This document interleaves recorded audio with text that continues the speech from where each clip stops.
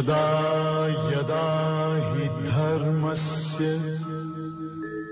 ग्लानिर्भवति भारत अभ्युत्थानम् अधर्मस्य तदात्मानं सृजाम्यहम् परित्राणाय साधूनां विनाशाय च दुष्कृतां धर्म संस्थापनार्थाय संभवामि युगे युगे। Good morning, my dear loving children. When I refer the word loving, it means you are really loving children. And even a single word which I am uttering that comes from my core of my heart, it gives me so much of inspiration that being your elder, being your well-wisher, I always wish कि हमारे संपूर्ण भारत के बच्चे जो मनोकामना करें उनकी प्राप्ति हो। कैसे प्राप्ति हो? इस समाज में लेकिन नोचने चोथने वाले बहुत सारे लोग बैठे हुए। एक छोटी सी बात को बताने के लिए भी आजकल देखते हो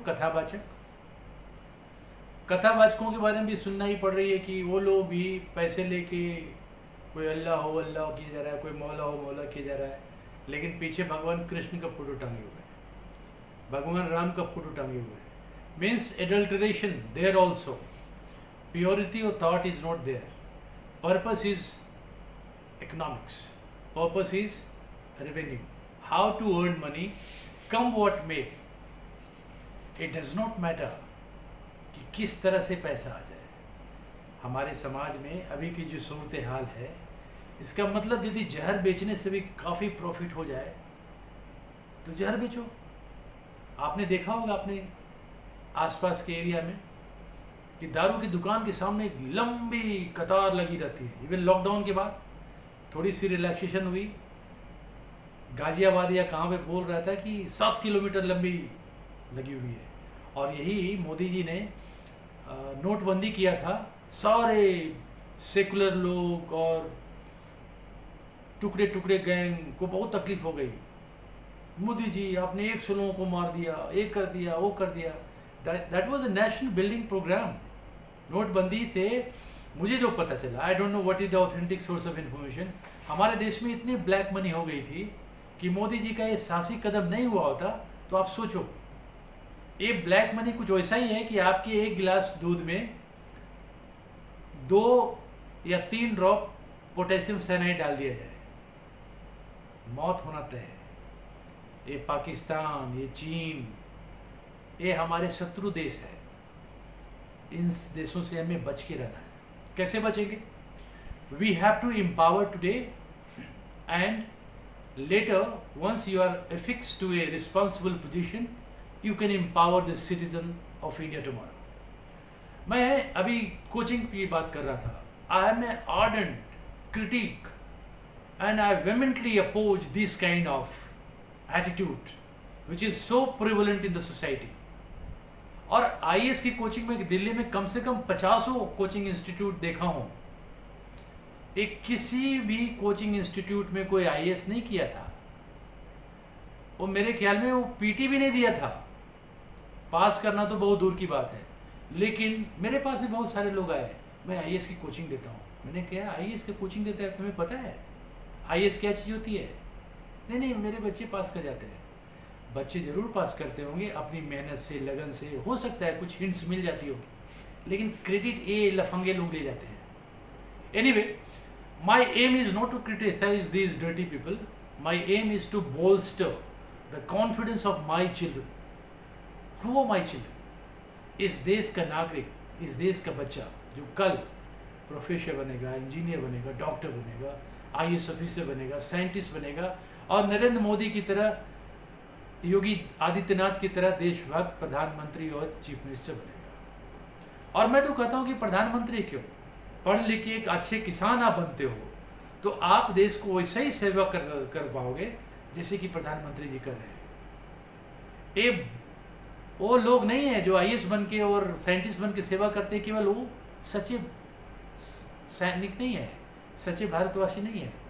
एक अच्छा किसान जो वर्मी कंपोस्ट से खेती करता है, ऑर्गेनिक फार्मिंग करता है, अपने प्रॉफिटेबल अनप्रॉफिटेबल फार्मिंग एक्टिविटीज़ को प्रॉफिटेबिलिटी में ले आता है, I would prefer such fellows to be encourage, they need to be boosted up. Now let us come back to civil services preparation. बहुत सारे बच्चों को जिनके माँ बाप के पास पैसे हैं वो तो कोचिंग में भेज देंगे, 2 लाख 3 लाख के आसपास फी लगता है। जो गरीब घर के बच्चे वो कैसे पढ़े? 2 लाख लाना बहुत बड़ी मुश्किलात है, ये कोई आसान काम नहीं है। उनसे पूछो जिनके पास 2000 नहीं इकट्ठे हो पाते हैं।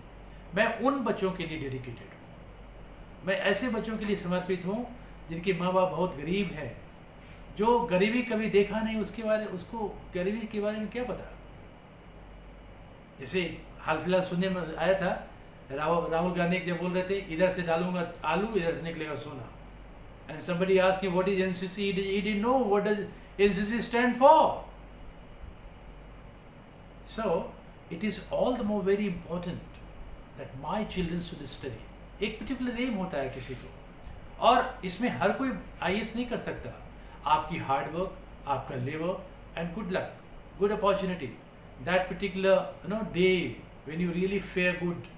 समटाइम्स आपके 2 पेपर अच्छे हुए, 2 पेपर खराब हो गए, आपकी एवरेज कम हो गई, आप लिस्ट से बाहर। कभी कभी सारे पेपर एवरेज हो गए, बच्चा लिस्ट में आ गया, इंटरव्यू में आपने अच्छा किया, आप आईएएस में आ गए।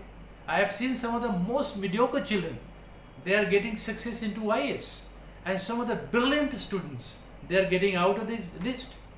So it is consistency, hard work, and what you study, that is more important. Therefore my emphatic emphasis, I am using the word very categorically in most unequivocal term, emphatic category. What does the emphatic category mean? Your emphasis should be what you have to study. बहुत ज़्यादा चीज़ नहीं पढ़ना है। Question जो set करते हैं वो आसमान से नहीं आते, they have been given a reference point. What are the reference point? NCERT books, क्योंकि सारे फैक्ट्स वहीं से निकलते हैं। जितने भी सरस्वती पब्लिकेशन, ये पब्लिकेशन, पहले हमारे जाने में 88-89 के टाइम में जब लोग यूपीएससी देते थे, इतना मोटा यूनिक गाइड, उसका नाम ही था unique guide preparation for civil services examination. बताओ, इतना छोटा सा दिमाग और इतना मोटा सा किताब, बच्चा कभी पढ़ पाएगा? और यदि पढ़ भी लिया तो याद कर पाएगा? नहीं कर पाएगा। इसलिए कहता है ना कि धीरे धीरे रे मना, धीरे सब कुछ होए, माली सींचे 100 घड़ा, ऋतु आवे तब फल होए। आप एनसीईआरटी बुक्स पढ़ोगे क्लास 5th स्टैंडर्ड से, 6th स्टैंडर्ड से, 7th, 8th, 9th, 10th, 11th, 12th, जाते जाते आपकी एक थिंकिंग प्रोसेस हो जाएगी that you have learned the art of systematization. Systematically पढ़ने के लिए you would be, you would be roped in, you would be attuned, you would be calculatedly move in the direction which NCERT books entails you. अब देखो, year book के बारे में मैंने कल बताया था, this is the second lecture on Indian heritage. और इससे बढ़िया क्या टॉपिक हो सकती है, और इससे बढ़िया क्वेश्चन देने का एरिया भी क्या हो सकता है? इंडियन हेरिटेज, हमारे देश के अतीत के बारे में, हमारा पास्ट कैसा था। हेरिटेज वही बोलते हैं which we have inherited from our ancestors and what we are going to give to our posterity, that is what we call what we shall pass it on. आप अच्छे इंसान बनोगे तो अपने जनरेशन को अच्छी चीज दे पाएंगे। आज मैं यदि आपके काम में आ सकता हूं, हमारी जो भी छोटी मोटी एक्सपीरियंस है, I must share with you this experience. आप सिंसियरली सुनोगे तो that shell help you in your studies. इसीलिए मैं बार बार बोलता हूं कि सबसे पहले बच्चों को वर्ड पावर होना बहुत जरूरी है। जैसे कल मैंने बताया ताजमहल के बारे में, कैलीग्राफिक डिजाइन, कैलीग्राफी क्या होता है? If you look into the dictionary, I am quite sure बहुत सारे बच्चे कैलीग्राफी उसको समझते हैं कोई टर्म है। Calligraphy is the art of writing. इसकी जो baroque style in which different designs, Persian, dominant Indian Indo-Islamic culture, which was all blended together. That particular calligraphic style which is inscribed on 8 minarets of Taj Mahal, that was called Pirara Dura. In some of the books it is also written Pitra Dura. मैंने कितने लोगों से पूछा, what is that calligraphic style which is inscribed in Taj Mahal? Have you ever been to Taj Mahal? And there is no need to go to Taj Mahal to know the facts. कभी आपने सुना है कि जलेबी खाने के लिए होता है आपको हलवाई होना पड़ेगा? आप मार्केट से खरीद सकते हो. That is what books are. Books are ready reference for you that you can purchase knowledge, you can borrow knowledge, and you can embrace the book to get assimilated with the knowledge. मैं कल detail में बात किया था Indian heritage, and some of the Indian heritages have been incorporated by UNESCO. बहुत सारे बच्चों से मैं पूछता हूँ कि what does UNESCO stand for? United Nation Educational, Cultural and Scientific Organization. हमारी कंट्री इज नॉट एक किसी चीज़ का मोहताज नहीं है कि यूनेस्को यदि मेरे को रिकॉग्नाइज करेगा तभी मेरी रिकॉग्निशन होगी. हम बोलते हैं ना कि सारे जहाँ से अच्छा है हिंदुस्तान हमारा. The world community if they come to India they go back totally mesmerised. अभी मैंने कल आपसे बात किया था एजेंटा केव्स, एलोरा केव्स, उसके बाद मैं बात किया था आगरा फोर्ट. 2 तरह के फोर्ट थे. अब आपको डिफरेंस आ जाएगा. It could be asked in मैं बार बार सीबीएसई बोल देता हूँ क्योंकि सीबीएसई एफिलेटेड स्कूल में रहा है. मैं I need to speak to UPSC examination. एक आ जाती है what is difference in fort and fortress. Fort is anywhere you can create top security fort like situation, but fortress is a place where total military installation, security setup is has already been established. So Taj Mahal, not Taj Mahal, the Red Fort of Delhi is a fortress. Red Fort of Agra is a fortress. But when some security, but Golconda is a fort. ठीक है, तो इस तरह से इसको समझने की जरूरत होती है. अब ताजमहल के बारे में मैंने बता दिया. अब इसका एक एक लाइन पढ़ना है. एक एक लाइन पढ़ने से क्या हो जाती है, हमारी सारी फैक्ट्स की एक एक इनोमरेशन आ जाती है. क्या क्या क्वेश्चन बन सकता है?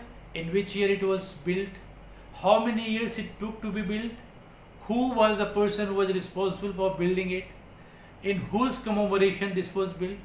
This is all which you have to learn. It was built by Shah Jahan for his third wife, in the commemoration of his third wife, Mumtaz Mahal, and it is situated on the river Yamuna. The calligraphic inscription in crusted form, in polychromatic, it is called Pirara Dora, or you can call it Pitra Dora. Otherwise, you remember both. It could be asked in any of the forms. Pirara Dura, P-I-E-R-R-A, Dura, D-U-R-A. Decorative bands. If you ever look at Taj Mahal, it is fully decorated and all in symmetric form. None other places you will find in asymmetric form. Totally symmetric form. And floral design glorify the monument's graphic beauty and provides a picture perfect impression of the viewers. Those who come from the far-flung areas, they go berserk, seeing the beauty, and they do not fail to appreciate in terms of appreciation. Oh wow, so superb, really 7 wonders of the world. This is the beauty of Indian heritage. Now let us come to Sun Temple. Where is Sun Temple? Our country is the land of temples. Barring few years, intermittent periods of medieval India, when the Muslims invader came India, right from Ghaznavi, Ghoris and Lodhis, they had all destroyed the beautiful picturesque view of the temple construction in our country. But we have to discuss those things in detail when we deal some issues on a substantive basis or on a subjective basis. But here we are on an objective mission, and that mission is that we have to deal about the Indian heritage, which found its place in the world heritage of the UNESCO list. Sun Temple, Puri district, Odisha. So the first question, where it is located? It is in Puri district of state Orissa. 13th century, it was constructed somewhere in 13th century. Now the Konark Temple, Sun Temple, Konark Sun Temple is 13th century Sun Temple, also known as Black Pagoda. So the question arises here, which temple in our country is known as Black Pagoda? My dear children, I am just giving more emphasis on these my lecture, and I am more emphatic. I'm giving more emphasis on those aspects which are potential question for you in the PT. और यही है, इसके अलावा कोई हवा नहीं पालने का. You have to systematically read for so many years. The result will accrue. It will fructify. Mind my words. What kind of words I am using? It has not been gained in one day or so. It is a consistent efforts over a period of time, right from embryonic stage, early formative, till the maturity age.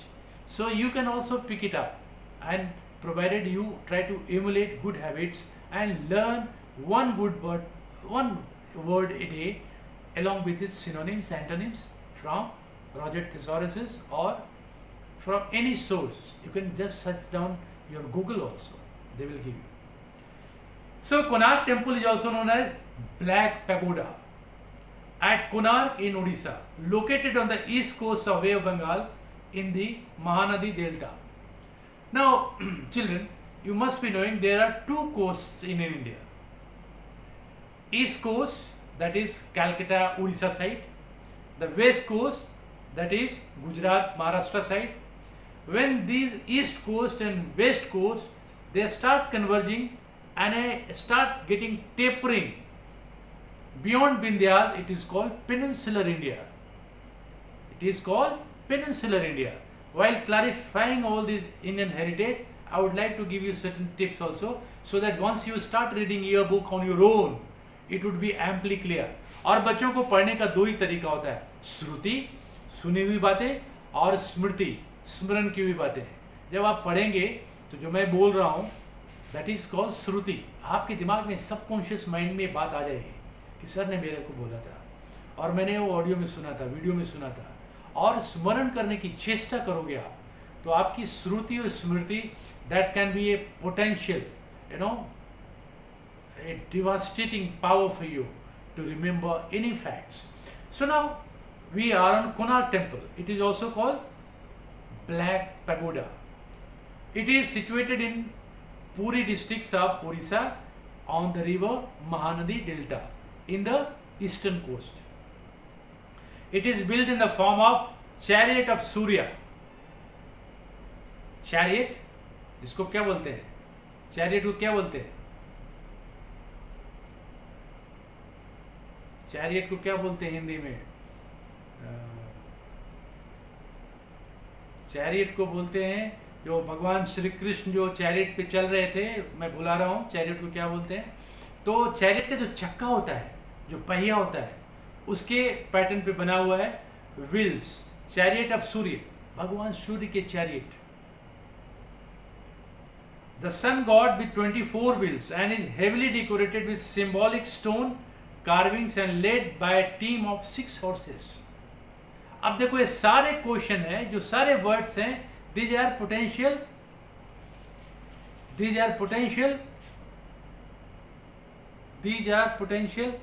chariot, these are potential, क्या है देखा ना, क्या बोलते हैं हिंदी में? रथ. Yes, रथ. Chariot को बोलते हैं रथ. और जो रथ है वो कितना है, कितने हॉर्सेस द्वारा ड्रिवन है? 6 horses chariot.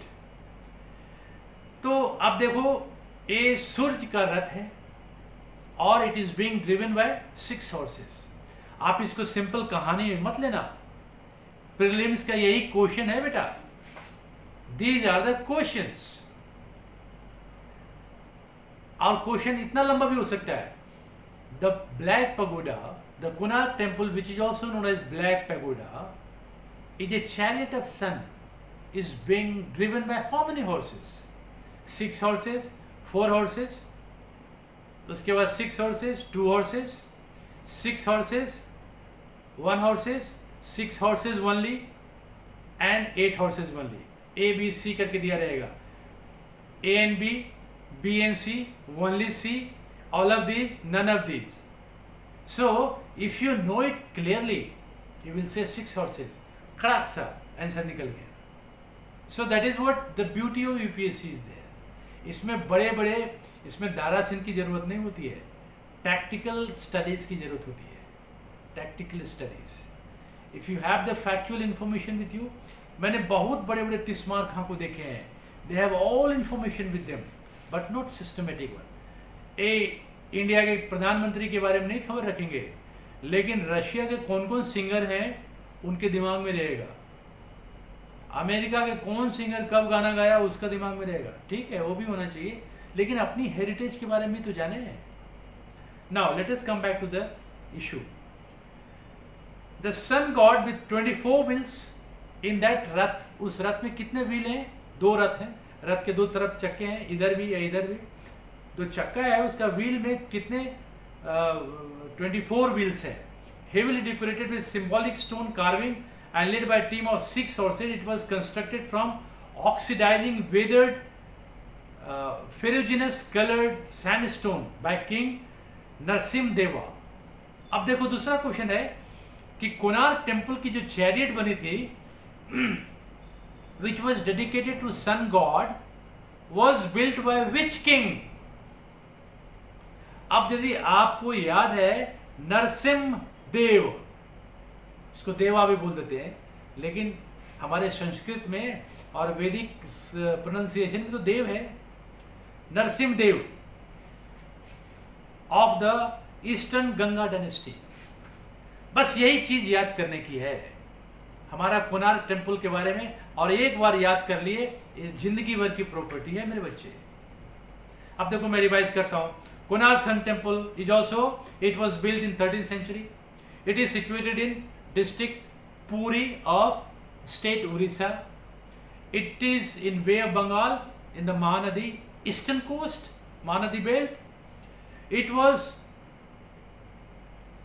is in a pattern of dedicated to sun god, chariot driven by sun god, having 24 wheels both ways, and it was driven by 6 horses. It was built by Narsimha Dev of the eastern Ganga dynasty. Eastern Ganga dynasty. अब क्या चीज का बना हुआ है? Ferruginous coloured sandstone. Narasimha Dev of eastern Ganga dynasty, ferruginous colour of red sandstone. Complete Konark temple के information के बारे में 13th century में बना हुआ है. The temple is one of the most renowned temple of India and is World Heritage Site, inscribed in 1984 as a cultural property under the categories blah blah. So this is what we have to know. अब देखो कितना आसान है. और आप चले जाओ, ये जो मटेरियल्स देते हैं राउज एंड फलनाज एंड डिमकानाज, इतने लंबे चौड़े बना देते हैं. जैसे आप डॉक्टर के पास चले जाओ, किसी भी डॉक्टर के पास चले जाओ, तंदुरुस्त से तंदुरुस्त व्यक्ति उसको शुगर निकाल ही देगा.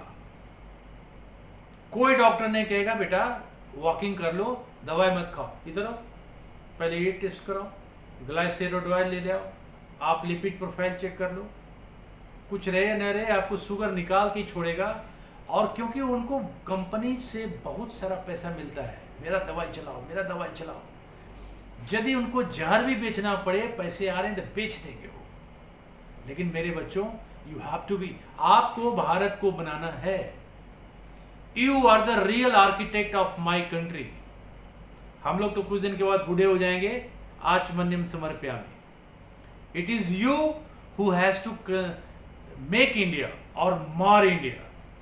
It is you who has to see the destiny of India, and we are expected that future of India are in safe hands. इसीलिए देखो मैं धूप में भी बैठा हुआ हूँ, टाई वाई पहन के बैठा हुआ हूँ कि मैं बच्चों को कुछ ज्ञान दूँ बिना पैसे लिए हुए। इसमें क्या पैसा लग रहा है? एक कैमरा है, सामने बैठ के बोल रहे हैं, और मैं भी यूपीएससी पास किया हुआ हूँ, तो मेरी वाणी में थोड़ी सी दम ज़्यादा होगी। उससे तो कहीं अच्छे हैं ना, जो कि कोई कभी पीटी भी नहीं दिया, कभी एग्जाम के बारे में कुछ अता पता नहीं, और आपको आईएएस बनाने चल पड़ा। अब बताओ, जिस शहर में हो आप उसके बारे में अच्छी तरह जानते हो ना, उसके गली कूची से आप वाकिफ हो गए। अब जो है ही नहीं, अब वो गूगल मैपिंग से वो आपको बताया जा रहा है कि यहाँ पर चलो, बाएं दाएं। कभी गूगल मैपिंग से कभी आपने गाड़ी चलाया है? वो गड्ढे तक भी पहुँचा देता है। कुछ कुछ लोग हैं जो कि गूगल मैपिंग से सही जगह पहुँच पाते हैं, फिर भी फ़ोन का मदद लेता है। किस गली में भाई? मैं इधर ही 4 राउंड लगा चुका हूँ। लेकिन यूपीएससी में ज़्यादा राउंड लगाने का मौका नहीं मिलता है। 2-3 बार आप फेल किए, आप छोड़ के भाग जाओगे। It is such a tough, 2 साल की कंप्लीट रिगरस पढ़ाई होती है। Now let us move to other topic. Group of monuments at Mahabalipuram. ये वही जगह है जहाँ पे शी जिनपिंग आए थे, ये कोरोना वायरस वाले चीन के राष्ट्रपति, और किससे मिले थे? हमारे प्रधानमंत्री महोदय नरेंद्र भाई दामोदर दास मोदी के साथ मिले थे। झुलुआ झूले थे, हाथी का जो इंस्क्रिप्शन है, समुद्र के किनारे बैठ के बहुत सारी वार्ता किए थे। अब Mahabalipuram, a great place, a great national heritage, समुद्र के किनारे जब हाई टाइड आती है तो उसका पानी महाबलीपुरम कोस्ट को टच कर जाता है, बिल्कुल टच कर जाता है। The group of monuments at Mahabalipuram in Tamil Nadu about 58 kilometre, that is 36 miles from Chennai. पहले चेन्नई को मद्रास बोलते थे, अब चेन्नई हो गया है। Were built by Pallava kings in 7th and 8th centuries। South India में Pallavas, Cheras and Cholas, they were very very powerful kings and they were art architecture lover. ये मुगलों की तरह नहीं थे, ये मुगल के बहुत पहले थे। ये लोग really they were really lovers of art and architecture। एक क्रूअल शासक नहीं थे, they were lover of art and architecture। प्यार करते थे, बहुत प्यार से बनाते थे। इसलिए आप उनकी कैलीग्राफी देखो, डिजाइन देखो, फ्लोरल पैटर्न देखो, 7th सेंचुरी की, 8th सेंचुरी की, 6th सेंचुरी की, कुछ कुछ तो 20s की हैं वहाँ पे चिदम्बरम में, मीनाम्बकम में, और क्या मिसमरेजिंग Shiva temple, so good। It is around 58 kilometer or 36 miles from Chennai। It was built in 7th and 8th century।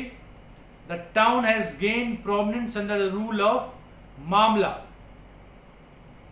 3 monuments have been carved out of the rock along the Coromandel coast। अभी देखो Coromandel coast क्या है। आप कभी भी, मैंने बताया ना कि eastern coast and western coast, जहाँ के ये बियॉन्ड विंध्यास, मध्य प्रदेश के नीचे जाने के बाद that start making peninsular form. दोनों coast, eastern western coast, they start converging and finally it gets taper to Kerala और तमिलनाडु, रामेश्वरम के पास एकदम हो जाता है। अब ईस्टर्न कोस्ट में that is also called Coromandel coast. आप कभी कैलकाटा से चेन्नई जाओगे ट्रेन पकड़ के, then you have one Coromandel express. मैं ये रेफरेंस इसलिए दे रहा हूँ ताकि आपको समझने में आसान हो जाए, क्योंकि आप तो ईयर बुक पढ़ोगे, and unless and until you study year book, आप कभी भी यूपीएससी की पढ़ाई करने में, मतलब आपकी परिपूर्णता पे संदेह रह जाएगा। जब तक आप, मैंने कल बताया था, Malayalam Manorama and year book you have to study, and that is very good and nice and essential. Without that your UPSC preparation is to a large extent incomplete। So it was built by Pallava kings in 7th and 8th century। It is on the Coromandel coast। The temple town has approximately 40 monuments। 40 monuments क्या क्या है? Including the largest open air bas relief in the world। It has inscribed under the UNESCO World Heritage list in 84 में आया था। cultural heritage under the categories. The monuments inscribed are the Ratha temple. Rath temple. Temples in the form of chariots, mandapas. Mandapas क्या होता है? छावनी.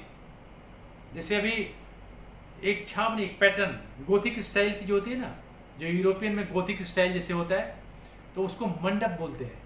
मतलब chariot नीचे है, ऊपर में उसकी छावनी जो दी जाती है, एक ब्यूटीफुल स्टाइल, मंडपास.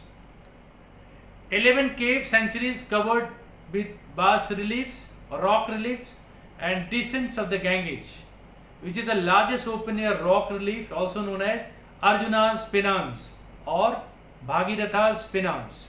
ये पेनांस क्या हुआ? तपस्या करते हैं, तपस्या करते हैं. अर्जुन का वहाँ पे ऐसे जितने भी पांडव के हैं, पांडव का वो जो जितने भी रॉक का टेम्पल्स हैं, ये चैरियट नीचे है, ये अर्जुन का हुआ, ये भीम का हुआ, ये नकुल का, ये सदेव का, और ओपन एयर में हाथियों का बहुत बड़ा कार्विंग किया हुआ है. So this is a group of Mahabali monuments at Mahabalipuram. This is in Tamil Nadu. I will deal one more today because it's a very exhaustive one. We have to deal at least 2 or 3 every day.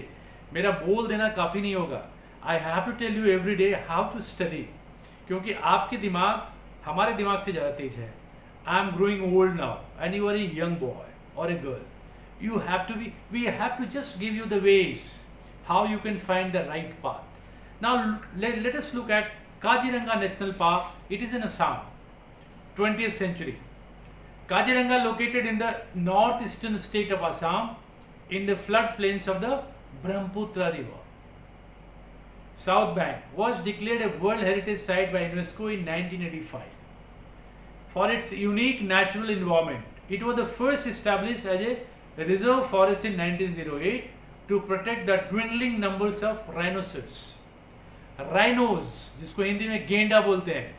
गेंडा are of 2 types. Rhinos are of 2 types. Single horn, जो उनके जो मुंह के थूथने के ऊपर जो सिंग होता है ना, basically this is not a sing, this is not a horn, but this is a modified hair. That horn is modified hair. जानवरों के जो सिंग होते हैं ना, that is called modified hair. It underwent several transformation over the years. The Kaziranga games sanctuary in 1916 renamed Kaziranga Wildlife Sanctuary in 1950 and declared national park in 1974. The park, which covers an area of 42,996 hectares, has the distinction of being home to the largest population of Great Indian one-horn rhinos. It is home, the original home. 2-horn rhinos are found in safaris of South Africa, maybe in Tanzania, in South Africa, but single horn rhinos are found in Kaziranga, and it is home to single horn rhinos in India. There are many other mammals and bird sanctuaries in the sanctuary, Kaziranga.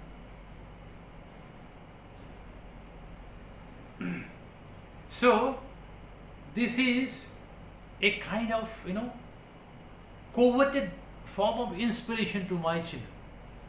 That heritage topic is very important. You should not be in a hurry.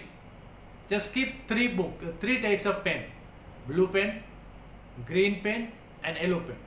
Blue pen, first time you have read that and try to memorize that, and with your own memory power try to write on your own what have you remembered. That is green. It means green कब signal दिया था? Yes, I am through. And red means it will never come out from my mind. You should give such a nice reading, nice writing and nice mesmerizing. It should be in a mode of reverberation. जैसे हम लोग बोलते हैं ना, ओम भूर्भुवस्सुः धीमहि प्रचोदयात्. Can we ever forget that? We never forget that. Why? Because our innate love for that Gayatri mantra is so powerful that we never forget. Similarly, our all reading and preparation for UPSC and whatever competitive examination you are preparing should be innate, inbuilt and from the core of your heart. It should be having content of love and affection towards reading. ये परीक्षा देने के लिए नहीं पढ़ना है। और याद रखना, जब भी आप IAS बन जाओ, जब भी कोई ऑफिसर बन जाओ, ऑलवेज थिंक इंडिया फर्स्ट, उसके बाद कुछ।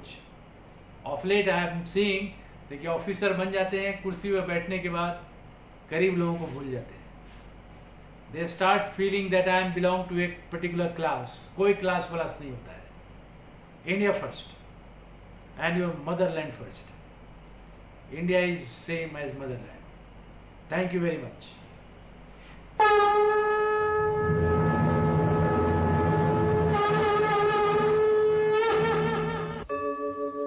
यदा यदा हि धर्मस्य